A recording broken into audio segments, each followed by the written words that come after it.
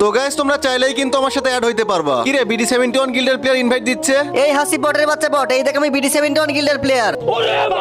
তুই নাকি collection versus king সবার সাথে কালেকশন ভার্সেস করিস? কই কোনো BD71 গিল্ডের প্লেয়ারের সাথে তো কালেকশন ভার্সেস করতে দেখলাম না। তোর দম থাকলে আয় আজকে আমার সাথে কালেকশন ভার্সেস কর, আমারে কালেকশন ভার্সেস করে হারায় দেখা। ও আচ্ছা, বাংলাদেশের টপ গিল্ড BD71 গিল্ডের প্লেয়ার হয়ে তোমার খুব ভাব বেড়ে গেছে তাই না? আচ্ছা ঠিক আছে, চলো আজকে তোমার সাথে খেলা হবে।